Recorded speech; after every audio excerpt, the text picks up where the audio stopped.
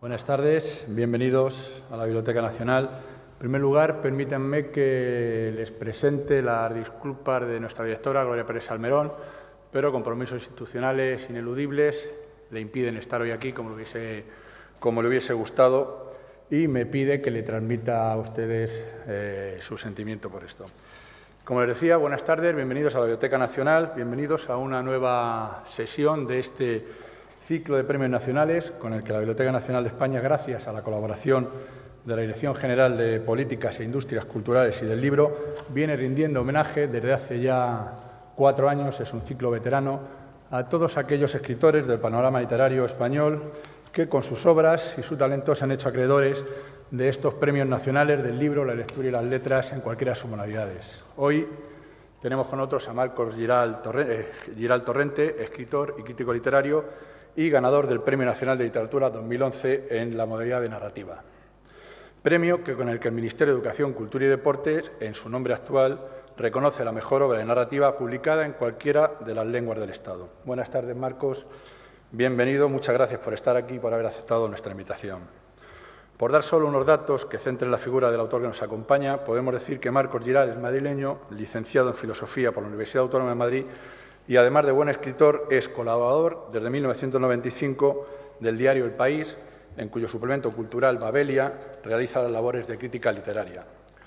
Marcos inició su quehacer literario en 1995 con el libro de cuentos Entiéndame y desde entonces sus obras son publicadas tanto individualmente como formando parte de antologías como Páginas Amarillas, Los cuentos que se cuentan o Lo del amor es un cuento.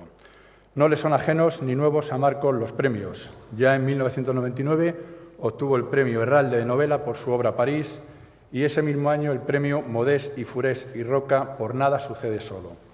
En 2011 obtuvo el Premio Internacional de Narrativa Breve por El final del amor y, cómo no, el Premio Nacional de Narrativa por su novela Tiempo de vida, de la que espero hoy nos hable más profundamente y en primera persona. Sus obras han sido traducidas al francés, italiano, alemán, portugués, lo que nos da una idea del interés de este autor que hoy nos acompaña. En fin, sería muy grato, pero demasiado extenso, seguir hablando de los premios, las obras y los méritos del autor que nos acompaña hoy, y yo no quiero aburrirles más. Así que simplemente permítanme agradecer de nuevo el apoyo de la Dirección General de Políticas e Industrias Culturales y del Libro, y sin más les dejo con las palabras de Marcos, que es realmente lo que nos ha traído aquí esta tarde. Muchas gracias.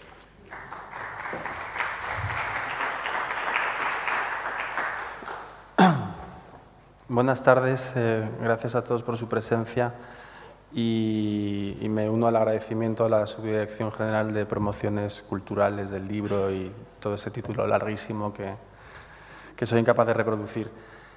Cuando me invitaron a esta, y a la Biblioteca Nacional, por supuesto, y a Sergio por haberme presentado, cuando me invitaron a dar esta charla en la biblioteca, me dijeron que, bueno, que no me preocupara, que era una charla informal, etcétera.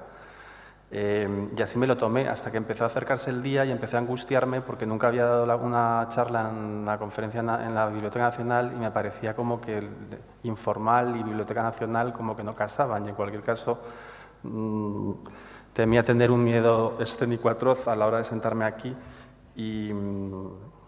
y ser incapaz de improvisar, ¿no? Cosa que, si bien alguna vez he podido hacer, es cierto que no tengo facilidad para ello.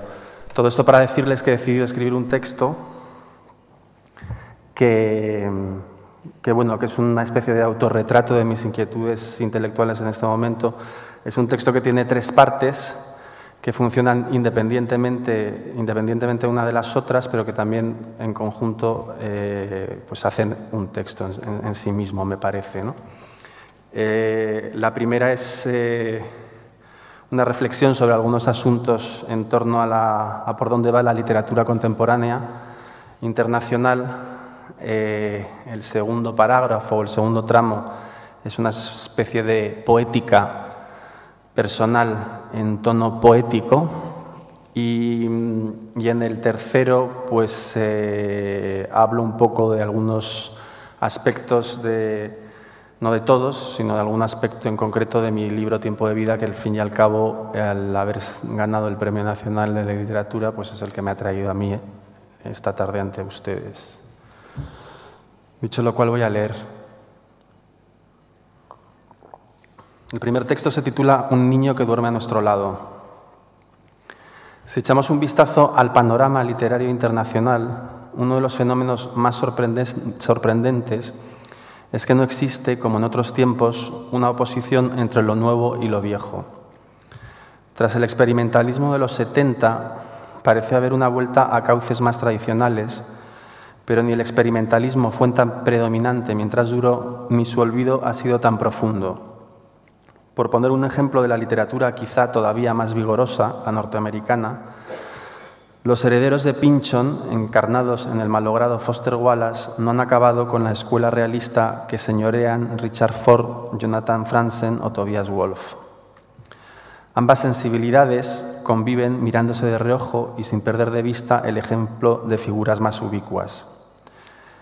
La historia de la literatura, como la del arte, parecía hasta hace no mucho una alternancia de escuelas antagónicas que, adoptando el conveniente camuflaje para cada época, se daban el relevo en una ilusión de perpetuo movimiento hacia adelante.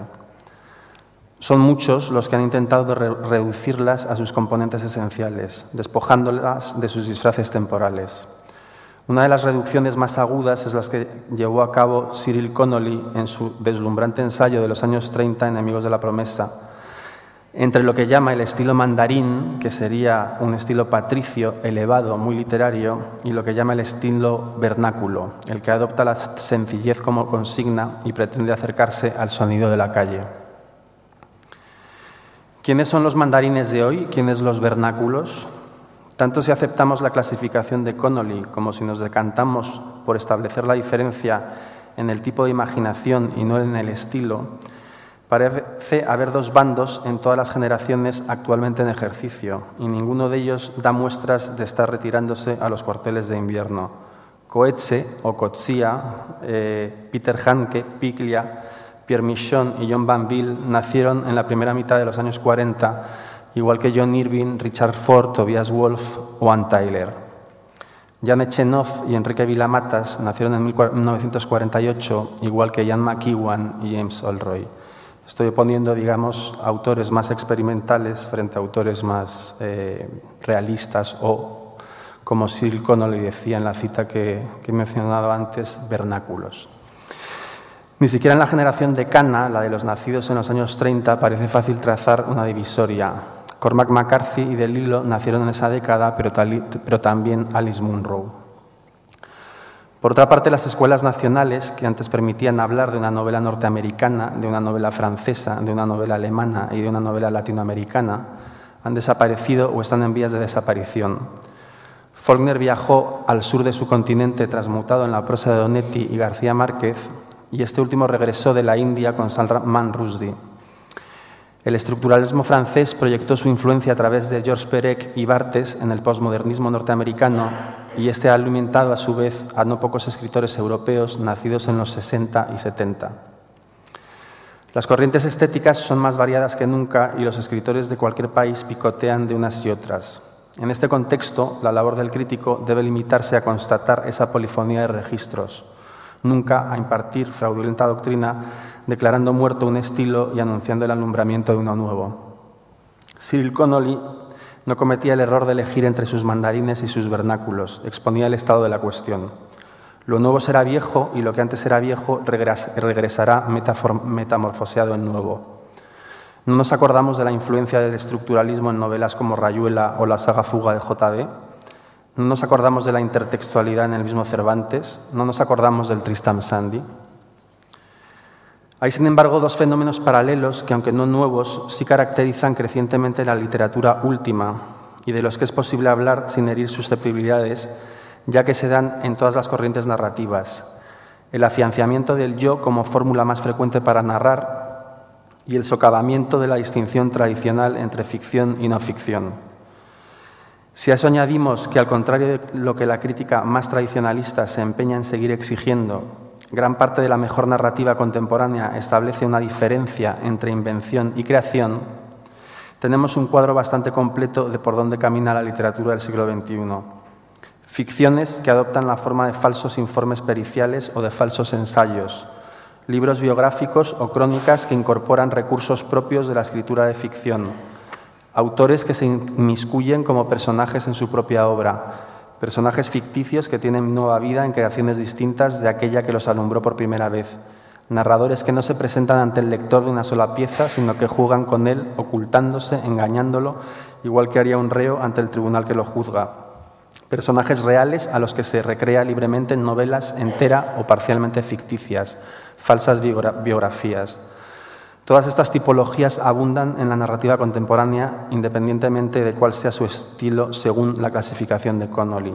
Y no parece que la causa de su predominio obedezca, como algunos señalan, a cierto cansancio de la ficción, sino antes al contrario, a la expansión de sus fronteras.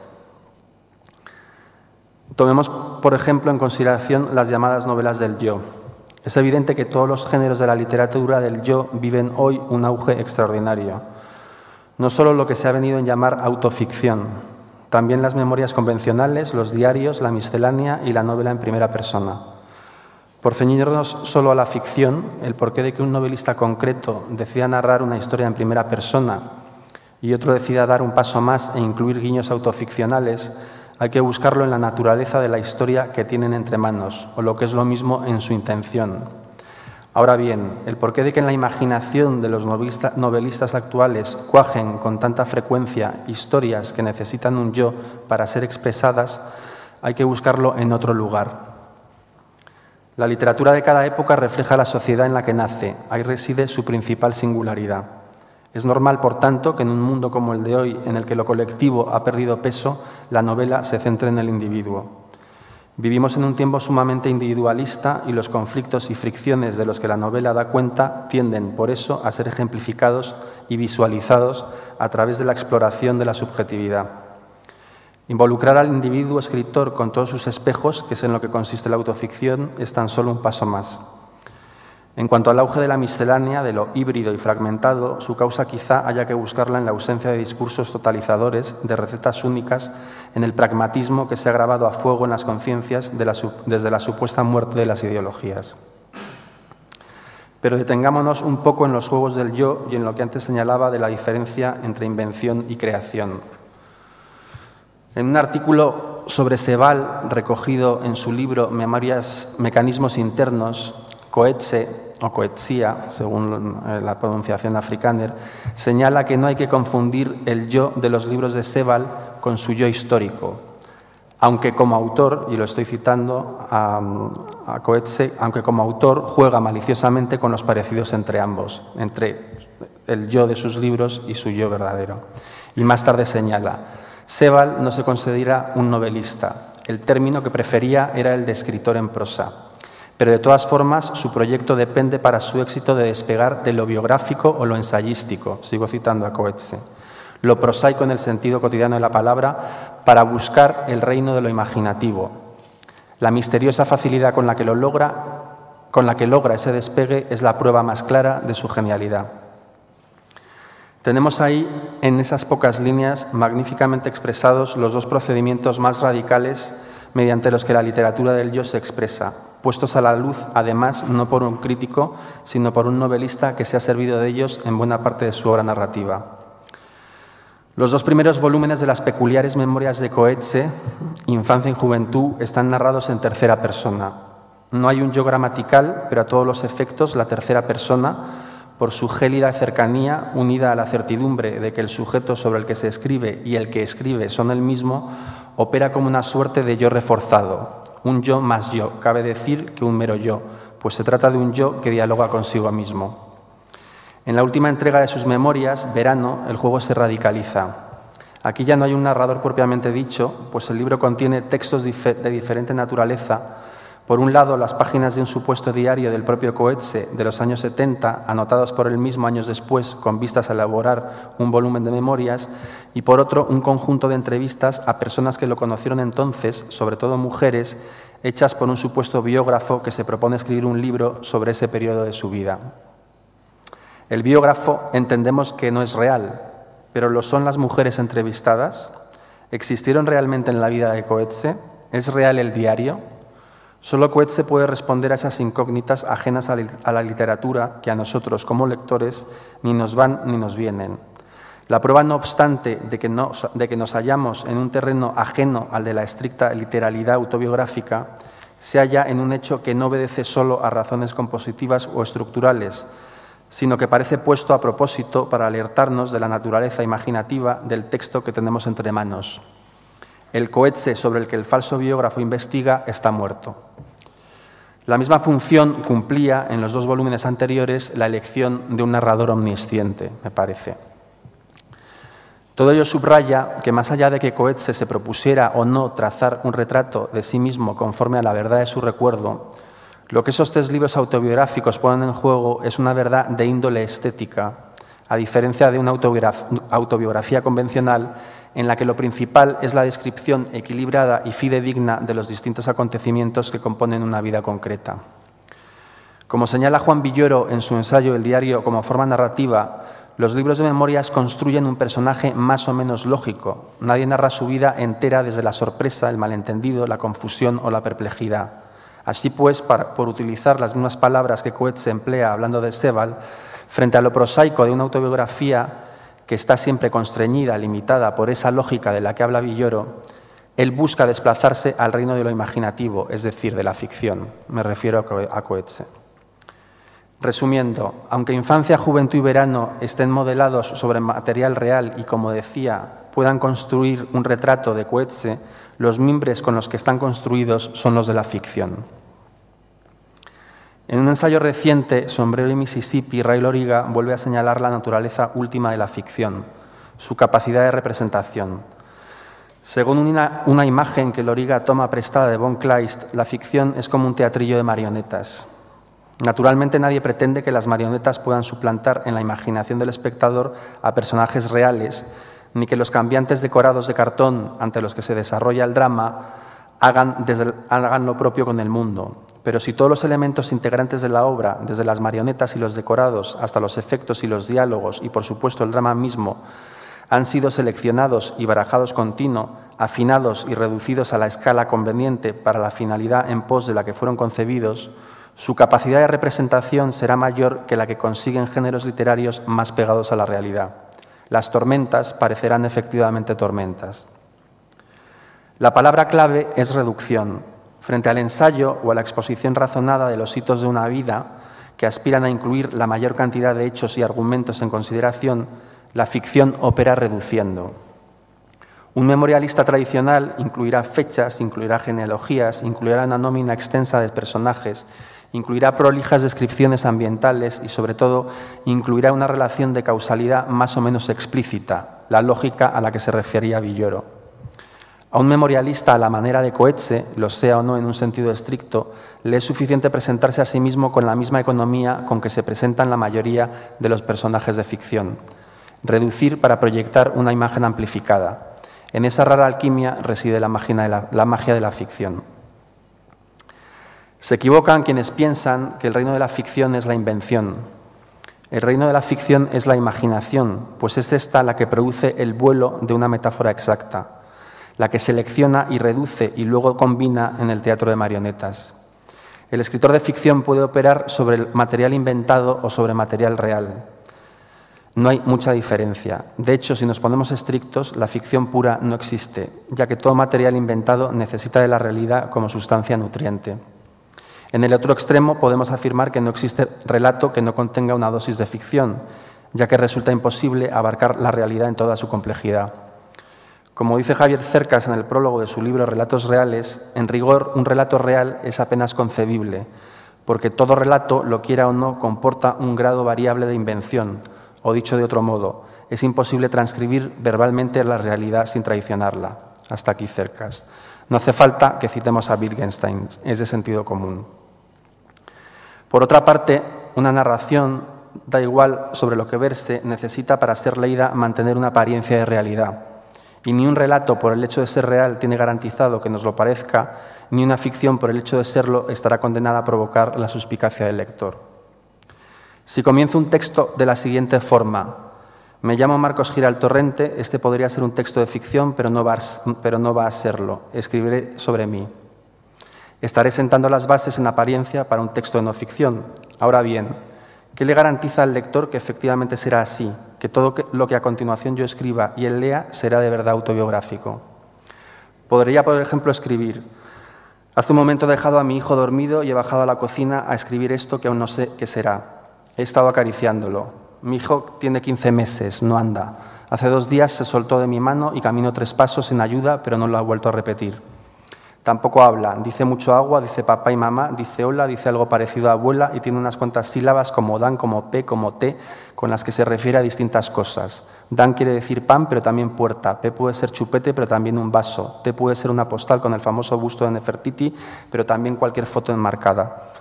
Aún no me he acostumbrado a él. No sé si los muchos miedos que ha traído a mi vida son cosa momentánea o me acompañarán siempre. Hace un momento, oyendo su respiración a mi lado, he vuelto a hacer recuento de ellos. Temo morir demasiado pronto, dejarlo huérfano, marcar dramáticamente su maduración, convertirme en una pesada carga, una incógnita dolorosa. Temo no estar cuando me necesite y en la misma medida temo estar y no saber hacerlo. Todos los padres sienten lo mismo, supongo. Un hijo te pone frente a ti mismo ante todo lo que pasas la vida tratando de ocultarte. Me engañé, naturalmente que lo hice mientras aún no había nacido. Tracé planes, hice proyecciones, pero al cabo del tiempo lo único que he conseguido es sentirme más desnudo que nunca. El mismo impostor que siempre me sentí, sin los resabios con los que por el camino perfeccioné mi camuflaje. Desde hace 15 meses he vivido de la mañana a la noche con mi hijo. Han sido muy pocos los ratos que hemos estado alejados, pero soy el mismo, con más temores, con un hijo. Cada cigarrillo es una traición, cada latido anómalo una razón de alarma, cada plástico tirado en el suelo, cada zafiedad, cada suceso trágico. Los nubarrones que se ciernen sobre el mundo son más negros desde que él lo habita, por la sencilla razón de que este mundo imperfecto ya le pertenece más que a mí. El mismo texto funcionaría igual si no estuviera precedido por la advertencia de que sería yo el narrador y no una voz de ficción. ¿Basta la advertencia y no traicionar el tono que instaura para convencer de la sinceridad del propósito anunciado? Y al revés, ¿bastaría poner otro nombre, un nombre inventado, para que el lector asuma sin suspicacia que lo que está leyendo es enteramente ficción? Desde Borges resulta redundante hablar de espejos y de laberintos. ¿Pero qué es la historia del arte sino un colmado de espejos que en su despliegue de reflejos engañosos configura una suerte de ilusorio laberinto? ¿Pero quiénes somos nosotros? ¿Dónde estamos? ¿Qué es una vida humana? Intentar contestarlo es tarea de la literatura desde que la literatura existe. Quienes profieren soflamas e intentan legislar cuál debe ser el camino a seguir en cada época, quizá engañen a unos pocos, pero sobre todo se engañan a sí mismos si mientras tanto olvidan que la literatura, antes que nada, es un niño que duerme a nuestro lado. Ese es el primer tramo, digamos, el primer parágrafo. Y el siguiente es salir de caza. Salir de caza, que como decía, es una suerte de poética. Todo arte, incluso aquel que pretende imitar a la vida, es una ficción. Peor o mejor, pero una ficción, un artificio. El novelista, como el pintor, como el músico, sale de caza y lo que nos devuelve es una visión de la vida, no la vida. Hay jornadas buenas y jornadas malas de caza, pero también hay malos y buenos cazadores y quienes, siendo hábiles practicantes de su oficio, le han perdido el respeto y no viven de lo que cazan, sino de alquilar su rifle. A diferencia del cazador convencional, que caza a menudo para sí, quien mira el mundo con los ojos deformados del artista pretende compartir, busca su sustento, pero espera que ese sustento puedan aprovecharlo otros, aunque sean imaginados. El mal cazador es el que viene de vacío con algo tan romo en la mochila que solo le sirve a él. No es mal cazador, simplemente es otra cosa, el estafador que nos trae algo hurtado o quien se conforma con traer siempre lo mismo y desprecia la verdadera aventura. Hay ranchos de cuartel y comidas que calientan el estómago y precocinados para un día de apuro y menús inspirados de diseño que se comen con la vista y no con el paladar. Pero si nos preguntamos sinceramente qué es el arte, todos convenimos en que es algo más. Palabra pretenciosa el arte, demasiado devaluada. Sin embargo, no nos lo parecería tanto si la redujéramos a lo que en definitiva es, una mirada. El buen cazador es el que encuentra lo que ha ido a buscar, su propia mirada, y es capaz de servírnosla de manera que otros comamos de ella. Una mirada sobre el mundo, su propia mirada sobre el mundo.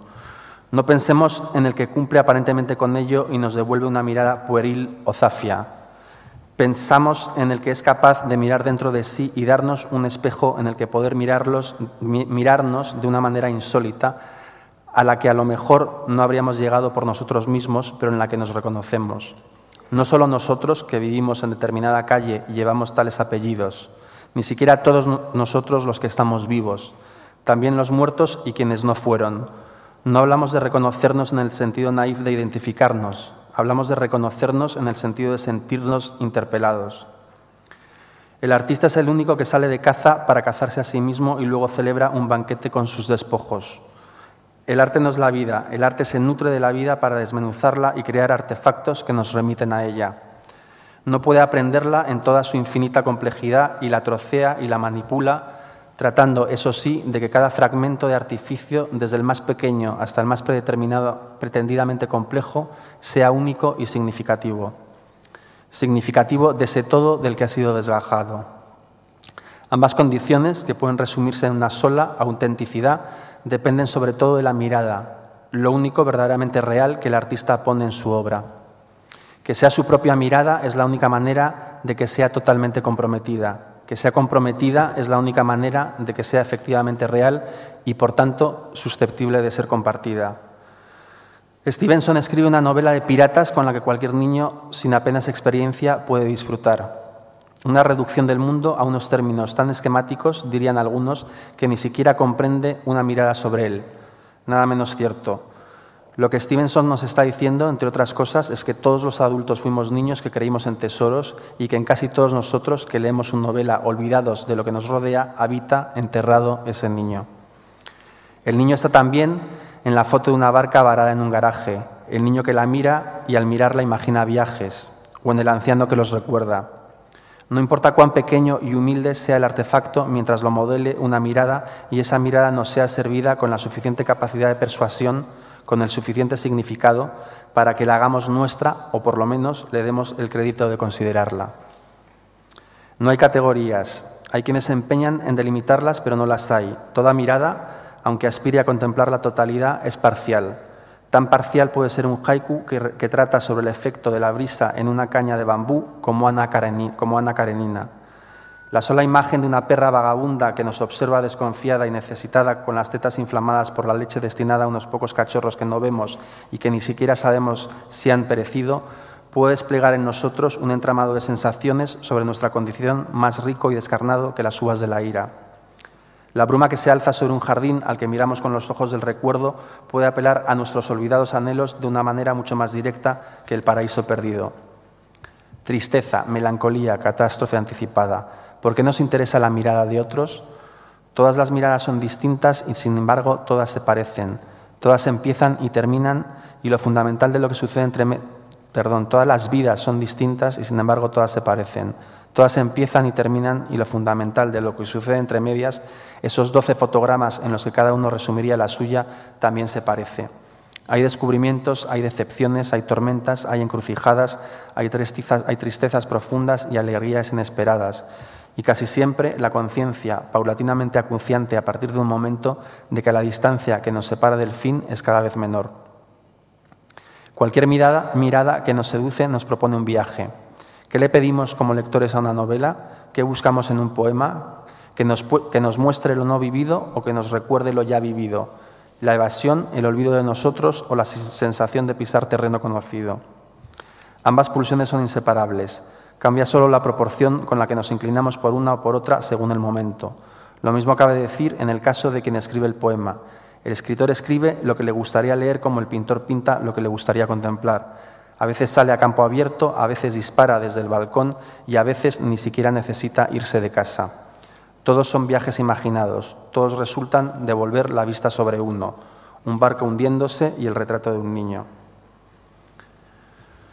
Bueno, esta era la poética y afronto ya la tercera y última parte, que se llama, o que he titulado, Hacer real lo real, y en la que, bueno, busco cierto paralelismo con el comienzo de mi intervención, con el primer texto que leí, pero después me encamino a reflexionar sobre algunas cuestiones de mi libro Tiempo de vida, como antes les decía. Hacer real lo real. Cualquier relato de ficción o no, comporta un pacto con el lector y de la habilidad del escritor para sostenerlo depende que mientras dure su lectura el lector lo respete. Si escribo un texto en el que un narrador sin nombre confiesa aspectos sórdidos e incluso depravados de su vida y adopta un estilo esquivo con ecos que sugieren más de lo que dicen, la tentación inmediata del lector sería considerarlo ficción. Ahora bien, ¿qué garantiza al lector que en realidad no he adoptado una máscara para hablar en realidad de mí mismo? Podría, por ejemplo, escribir: estoy encerrado en casa intentando escribir un cuento erótico. Hace años escribí uno que con buen criterio mi editor eliminó del primer libro. Creo que empezaba así. La repentina aparición de lo que como una cadencia sonora comenzó a definirse por breves intervalos como el timbre del teléfono sorprendió en los preámbulos del coito a los dos cuerpos tendidos sobre la cama. He olvidado el resto y eso a pesar de que durante un tiempo lo supe de memoria. Mi vida ha cambiado mucho desde entonces. Tenía 25 años cuando lo escribí y ahora me encamino a los 49 y estoy solo. Vivo con una mujer pero no es la mía. La mía se fue hace tiempo, no me quejo. Soy yo quien ha construido mi presente. En esa época y hasta hace no mucho tenía una sexualidad depredadora. Trataba de llevarme a la cama prácticamente a toda mujer con la que tenía algún trato y lo cierto es que casi siempre lo conseguía. Recuerdo de ellas muy poco. Detalles que se han asentado en mi memoria al recurrir a ellos como sostén de mis panzadas onanistas. De una recuerdo la nata amarilla que descubrí en su ano al tomarla por detrás, de otra el pis con que me bañó al ponerse sobre mí en el suelo de su casa, de otra la fuerza de sus piernas al abrazar mi cuello mientras la penetraba sobre una encimera, de otra el dulce quejido con el que me pedía que le comiera el sexo. La mujer con la que vivo está ahora mismo en el piso de abajo limpiando el salón que ensucié anoche. Es una mujer algo mayor que yo, a la que hace años no habría ni mirado, pero que ahora, confieso, deseo a veces, en noches como la de ayer en la que solo dispongo de un bote de helado y una película. El deseo solo me asalta ya cuando me aproximo al sueño y mi cabeza discurre sola. Afortunadamente, en esos momentos, la mujer con la que vivo está en su cuarto y carezco del ímpetu que requeriría ir a su puerta. El resto del día he perdido toda capacidad de sugestionarme. Por eso me cuesta ahora encontrar inspiración. Mi mujer, que me conocía como nadie, me lo decía: solo puedes escribir sobre tus fantasías. Mi principal fantasía era ella, una fantasía inmaculada a la que solo borracho me atrevía a tocar. Sigo escribiendo sobre ella, de modo que no hay reproches. Me pregunto, sin embargo, por qué fue necesario perderla para aplacar mi desordenado deseo, por qué su presencia no logró lo que tan eficazmente ha conseguido su ausencia. Un extraño muro se interpone entre mi interior y la realidad. Cuando imagino al hijo que podríamos haber tenido, no imagino nuestra felicidad con él. Lo imagino cumpliendo por mí con todas las mujeres que ya no tengo a mi disposición. Jóvenes andinas de cuerpos menudos, recias irlandesas de cara pecosa, negras caderonas, eslavas. ¿Es esto un cuento? ¿Cabe mi vida en 500 palabras? Basta con desdibujar los rasgos del narrador y dotarle de características como su mayor edad, diferentes de las mías, para eliminar en el lector toda suspicacia acerca del carácter ficcional de un texto como el que acabo de leer. Y al revés, ¿bastaría para convencerlo de que estoy escribiendo sobre mí, con dotarlo de rasgos similares a los míos y sustituir el tono artificioso por un estilo más directo? La respuesta en los dos casos es la misma: no. Como autor he comprobado en numerosas ocasiones que ficciones mías ajenas a mi experiencia vital han sido tomadas por ciertos lectores como total o parcialmente autobiográficas. De igual modo he comprobado que decir de un texto que retrata con fidelidad la realidad no nos garantiza que vaya a ser leído así en su integridad. El lector, todos los lectores son suspicaces, y aunque de entrada acepten las reglas del juego propuesto, están atentos a detectar cualquier contradicción y en no pocas ocasiones sus propios prejuicios los llevan a equivocarse. Cuando tienen entre manos un texto abiertamente autobiográfico, van al acecho de posibles invenciones. Cuando es una novela o un cuento, intentan descubrir el sustrato autobiográfico. No es malo que exista esa desconfianza. También yo soy lector y a veces también actúo así con los textos de otros. Deber de los escritores es no dejar fisuras en su trabajo, que todo esté convenientemente trabado, que el lector no tenga amarres donde anclar su suspicacia. Eso es lo deseable, a lo que todo escritor ha de aspirar al margen de cuál sea la procedencia de los materiales sobre los que escribe. Si se trata, por ejemplo, de una novela, aunque el sustrato real provenga de su propia vida, si sembrar la duda, jugar a la confusión no estaba entre sus intenciones, el material biográfico debiera resultar invisible para el indiscreto lector. Y sin embargo, por bien que el escritor haga su trabajo, no hay modo de evitar que el lector tome por autobiográfico un texto de ficción si ese es su empeño. ni al contrario, que vea exageraciones e invenciones donde solo hay un retrato sincero de vivencias propias. Ambos extremos son equidistantes, pero sus efectos solo son claramente adversos en el segundo de ellos. La sospecha de que lo escrito en una ficción tiene bases reales, si no es cierto y el autor no ha fomentado deliberadamente esa ambigüedad, es molesta, a nadie le gusta. No obstante, si aceptamos que la ficción consiste en hacer real lo irreal, incluso podríamos considerarlo un éxito. Aunque sea por caminos imprevistos, aunque consideremos que nuestra reputación se resienta, que una ficción se tome por verdadera significa que nuestro objetivo se ha cumplido. Para lo contrario, en cambio, no hay paliativo. Si convenimos que la no ficción es hacer real lo real, provocar la sensación de que hemos inventado, de que exageramos o manipulamos, entraña un fracaso rotundo. Un inciso a cuenta de la ambigüedad.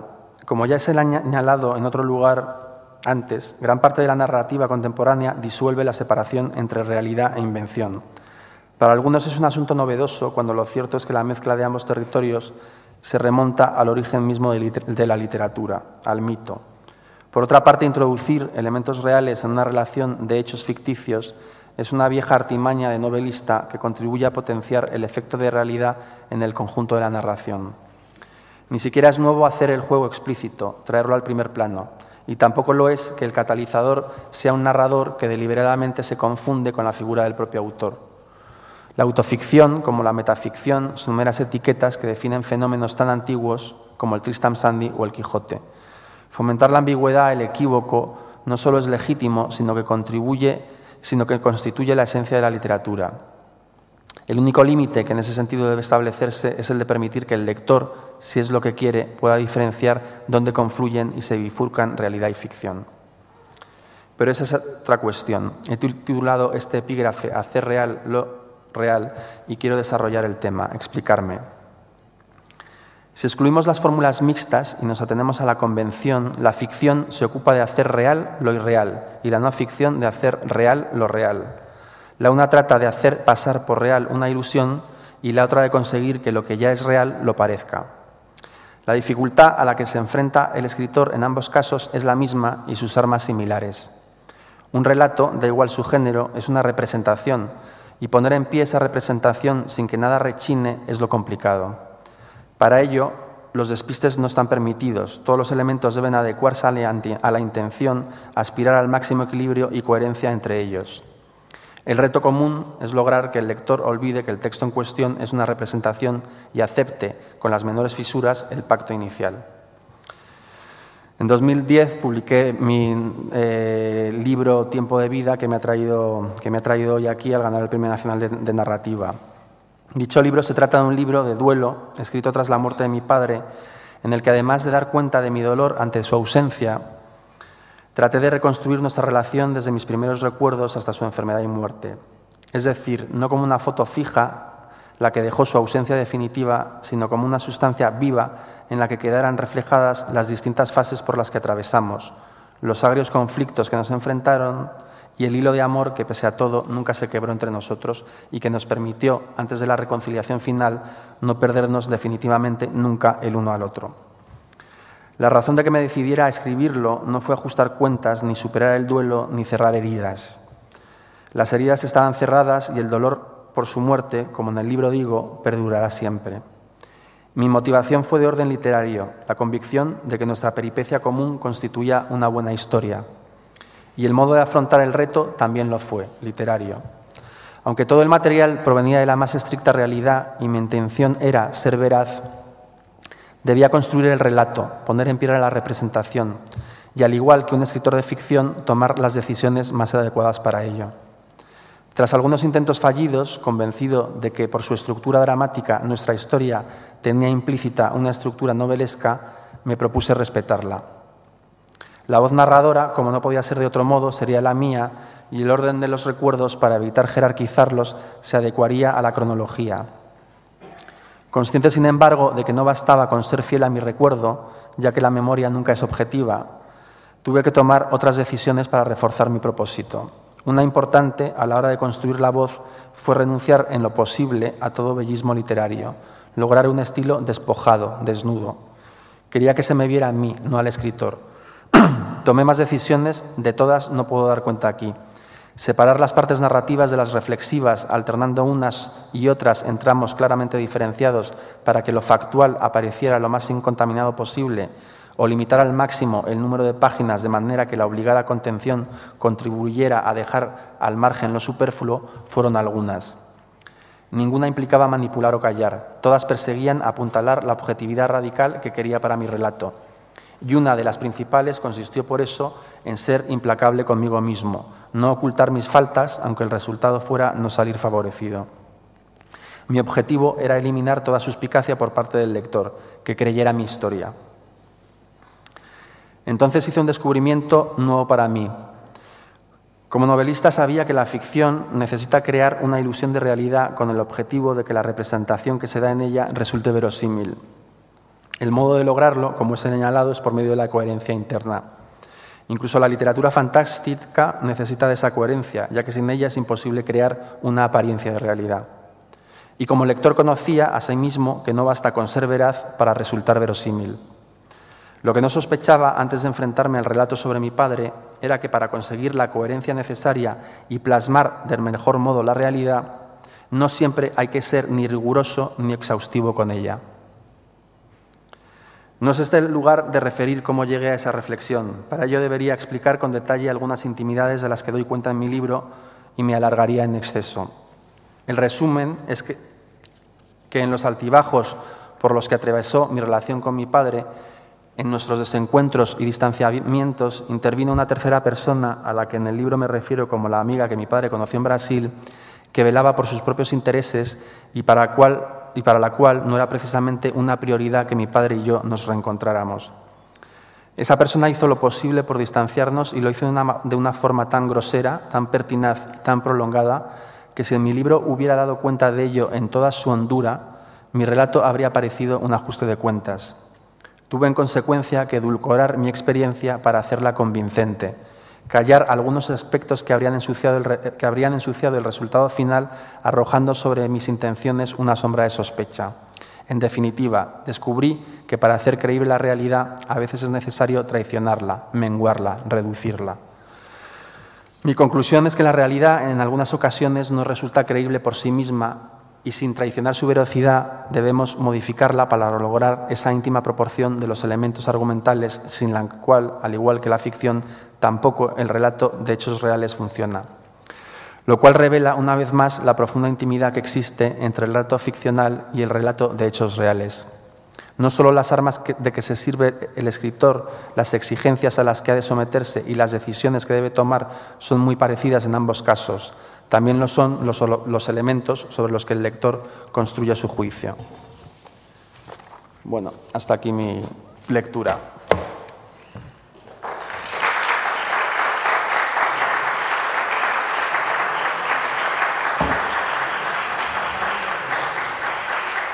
Me ha indicado Sergio, nuestro presentador, que si alguno de ustedes quieren hacer una pregunta, sea yo mismo el que se lo ofrezca.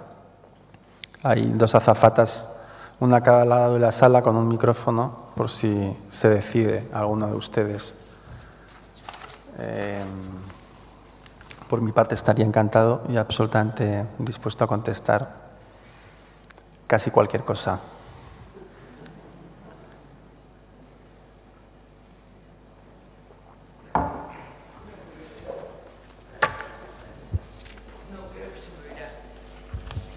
¿Cómo se llamaba la amiga que su padre conoció en Brasil? Eso es una de las cosas que justamente no se podían preguntar. Casi es, porque es...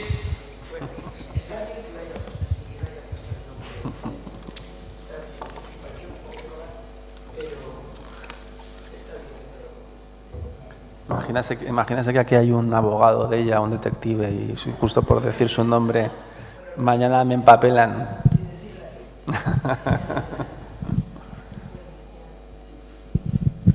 Tiene un apellido compuesto, como tantos apellidos de mujer en España. Tiene un nombre compuesto, perdón, como tantos nombres de mujer en España. Y por supuesto empieza por María.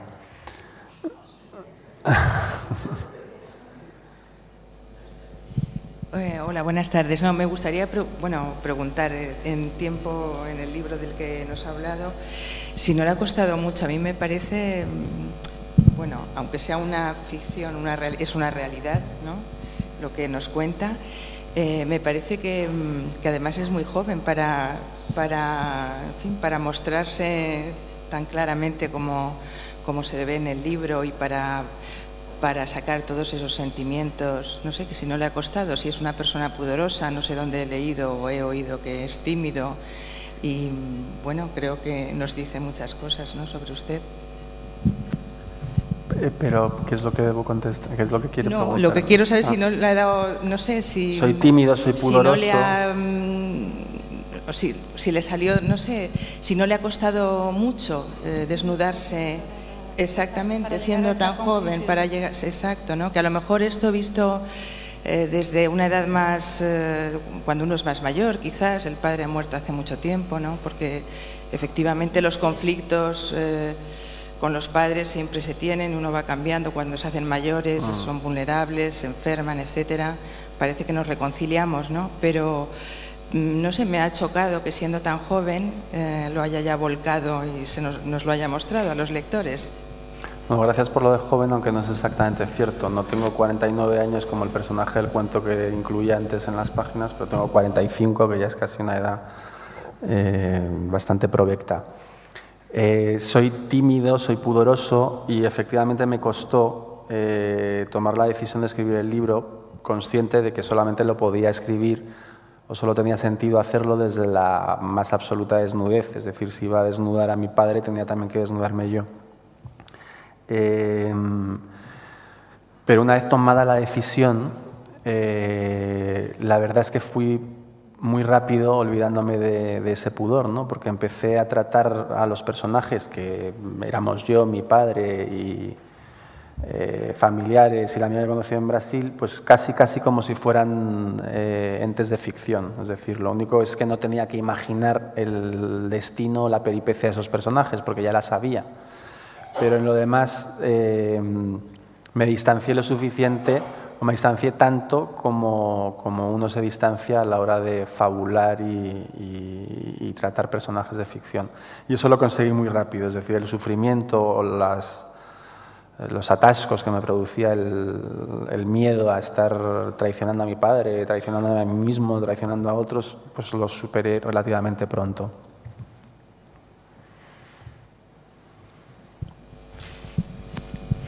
Yo quería felicitarte por la novela. Me parece que has conseguido algo muy difícil, que es la voz.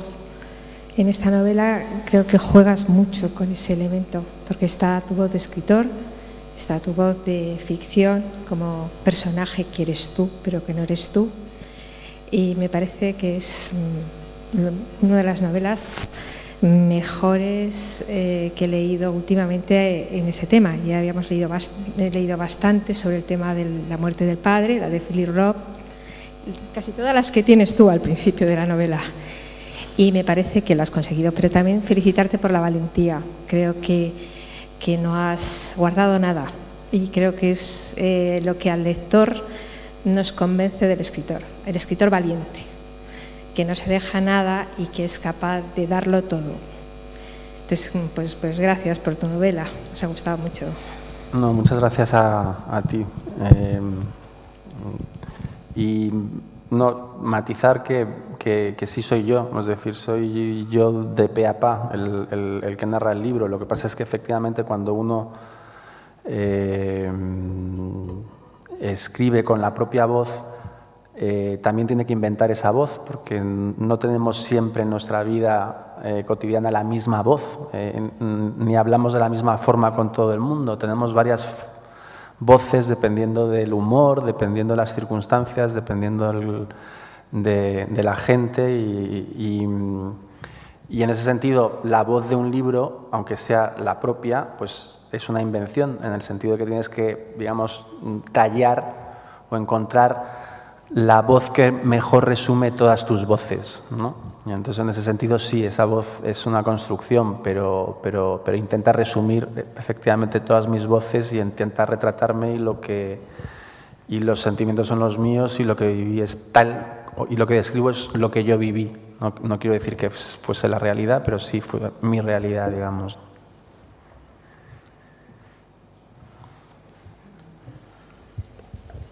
Hola, buenas tardes. Yo quería felicitarte por el libro, ¿sí? Por el libro en primer lugar y especialmente por tu charla de hoy. No sé cómo decirte, pero qué laborioso poder seguir tanta información en un discurso tan denso, con un lenguaje tan exquisito. Y qué pena, me hubiera gustado verlo escrito. Se me va a olvidar todo eso que tan bonito que has dicho, ¿no? Creo que mañana estará en YouTube. Sí. y luego, respecto al libro, hay un personaje que queda en segundo plano, que es el de tu madre, que parece como que sufre altibajo a lo largo del libro, pero al final tiene una aproximación a tu padre, que yo pensaba que si podría ser una reacción a la presencia de la otra mujer, o sea, alguien que le hace daño a él y entonces ella empieza a verle unos valores que hace que lo valore. No sé, bueno, es un comentario, ¿no? Si no quieren no tienes que darme respuesta. Bueno, el libro no, como creo que para todos los lectores, por supuesto, del libro es evidente, y para los que no lo hayan leído, pues quizá lo resulte a través del texto que he leído esta tarde. El libro no es ni mucho menos una autobiografía convencional, en el sentido de que una autobiografía convencional trata de retratar, digamos, los hechos de una vida en su justa proporción, es decir, hablar del padre tanto como de la madre, hablar de los colegios, de los tíos, de los abuelos, etc. Este es un libro plenamente autobiográfico, pero centrado exclusivamente en la relación con mi padre. Evidentemente la relación con mi padre no la podía aislar absoluta y totalmente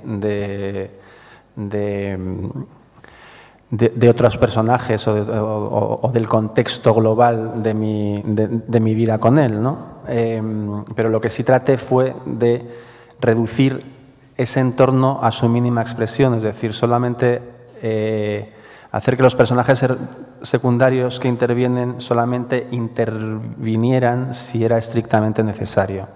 Es decir, si yo escribiera un libro sobre mi infancia, sobre mis 30 años primeros de vida, pues evidentemente mi madre ocuparía un espacio equivalente al que ocuparía mi padre, o quizá incluso mayor.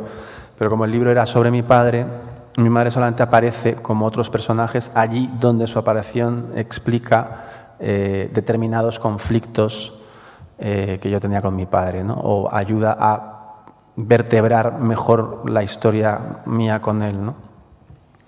Y nada, una de las lecturas que más me preocupaba, evidentemente, cuando terminé el libro y empecé a pasar el manuscrito fue la de mi madre. Mi madre lo leyó de una sentada y no me dirigió la palabra en 4 horas. Cosa natural, porque es muy extraño verte en un libro, aunque ya digo que el libro sea sobre mi padre, pues ella aparece en fogonazos, pues es muy extraño verte en un libro y encima que ese libro haya sido escrito por tu propio hijo, ¿no? Entonces, y además constatar pues que sobre algunas cuestiones del pasado tu hijo no tiene tu misma opinión o tu misma visión. Igual que no la tengo igual que la de mi padre, pues es lógico que tampoco la tenga igual que la de mi madre, sino que uno trata de buscar su mirada propia, ¿no?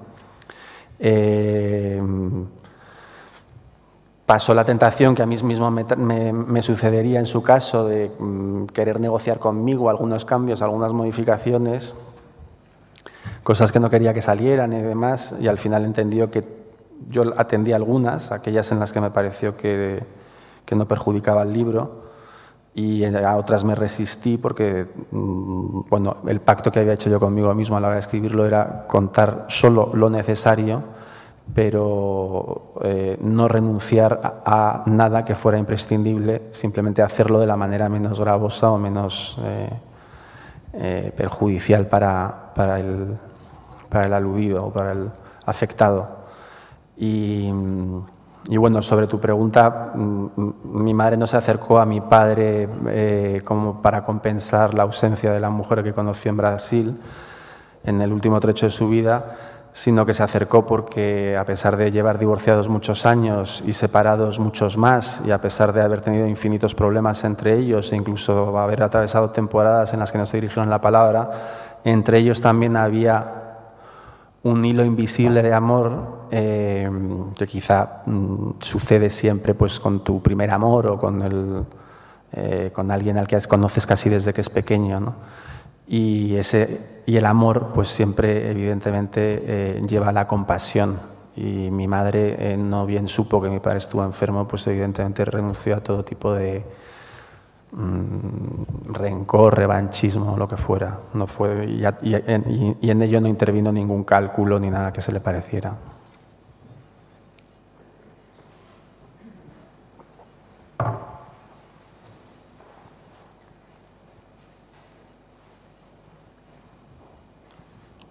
¿Alguien se anima más?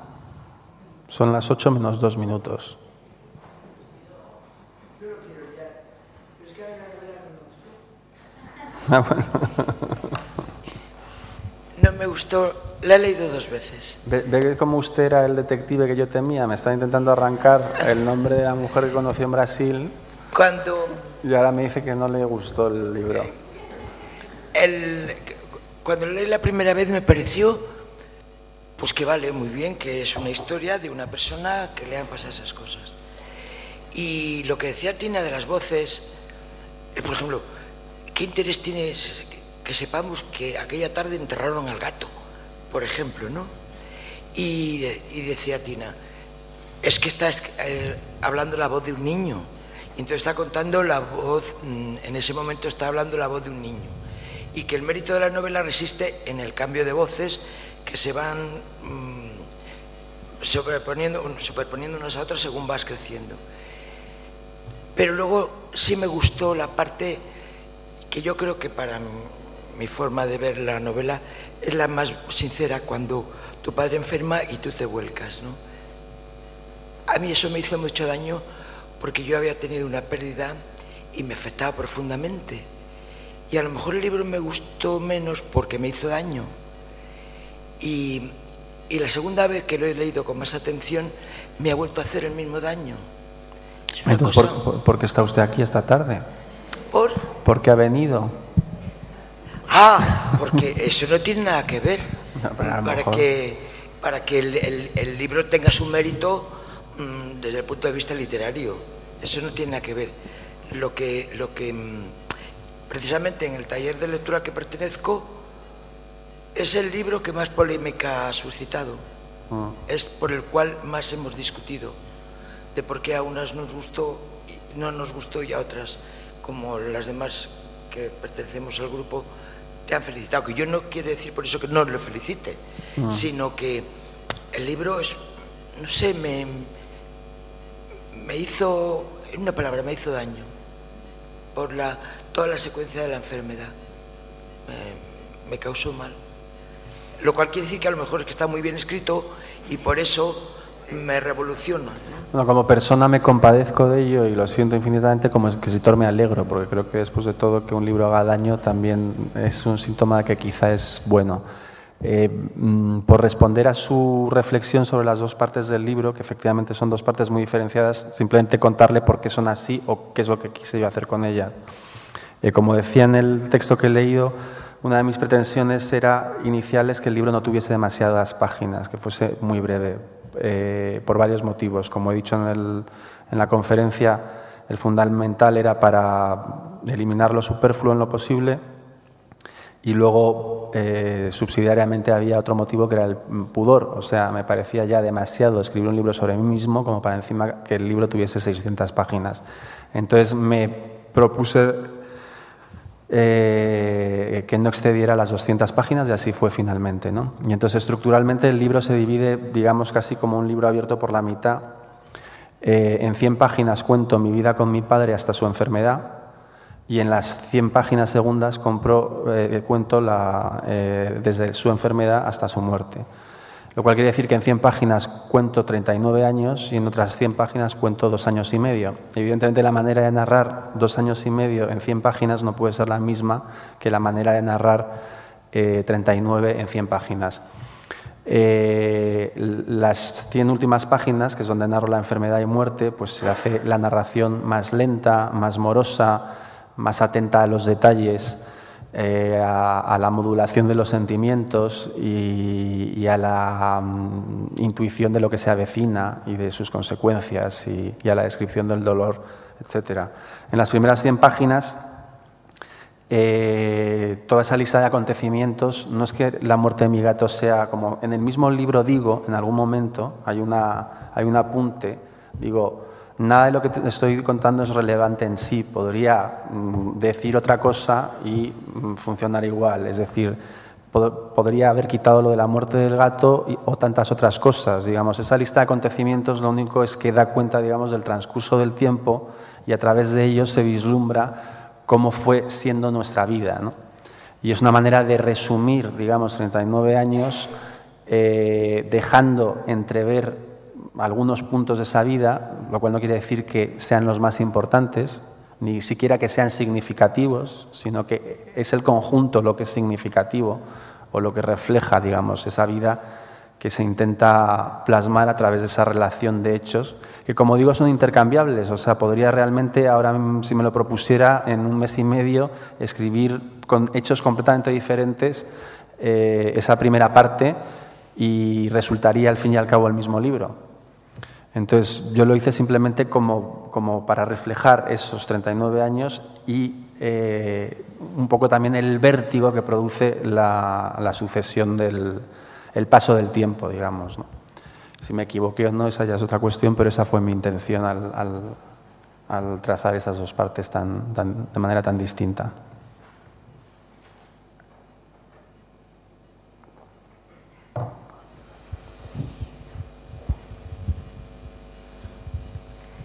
Pues aquí hay que hablar un poquito.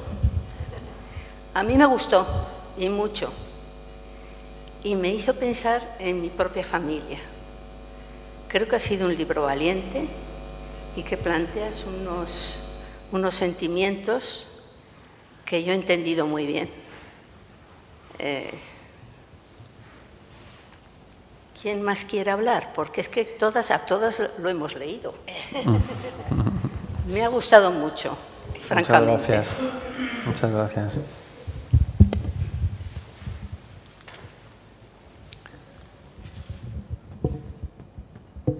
Me emociona que sea así. ¿Algo más o nos vamos ya todos? No es que tenga prisa, ¿eh? Yo he dicho que llegaba a casa a las 8:30 y son y 5 y vivo al lado, o sea que no es por eso. Sí. Pues quería comentarte que últimamente en las tertulias que tenemos hablamos que es más fácil para un escritor. Que es más fácil en un escritor escribir sobre su propia vida o crear una ficción pura y dura. Eso creo que el último día. Bueno, en lo básico, como he tratado de decir en la conferencia, es igual de fácil o igual de difícil. Hay diferencias entre escribir ficción y escribir no ficción, pero las dificultades específicas de una se compensan por las dificultades específicas de la otra. Quiero decir que la ficción tiene como dificultad principal el tener que inventar. Es decir, cuando hablas de una historia que ha sucedido, no es que te baste conseguir el hilo, porque si no todos seríamos escritores. Esta historia de que al final de las conferencias a muchos escritores nos acerca gente que nos dice, si te contara mi vida, harías una novela y tal, nos sucede constantemente. O sea, realmente no porque pongamos uno detrás de otro todos los hechos de una vida, tenemos un libro, ni mucho menos, ¿no? Pero bueno, digamos que sí es más fácil tener esa hoja de ruta, digamos, y luego tienes que hacer una estructura y demás, pero vamos, tener esos hechos que no tener que inventarlos, ¿no? Entonces, la dificultad de la ficción es tener que inventar. Pero por contra, el escribir sobre la realidad te obliga a ser respetuoso con ella y a ser fiel a ella, ¿no? Entonces, siempre cuando estás construyendo un relato, da igual que sea de ficción o de no ficción, te encuentras con tropezones, con cosas imprevistas, con atascos que no sabes cómo solucionar, no sabes cómo contar algo. Esos atascos en la ficción son más manejables que en la no ficción, porque como estás en el terreno de la ficción, pues puedes inventar, o sea, pues de pronto si un personaje te molesta, lo eliminas, o puedes por el contrario inventarte uno nuevo con el que no pensabas. O sea, la capacidad de improvisación es mucho mayor en la ficción y por eso te permite salir con más facilidad de los escollos, mientras que en la no ficción, pues la dificultad reside en que tienes esa condena de contar algo que verdaderamente sucedió y contarlo conforme a tu verdad, ¿no? Y que no te puedes apartar por encontrarte un escollo, no puedes matar a un personaje o eliminarlo o tal. De manera que, resumiendo, son difíciles ambas o fáciles ambas por diferentes razones.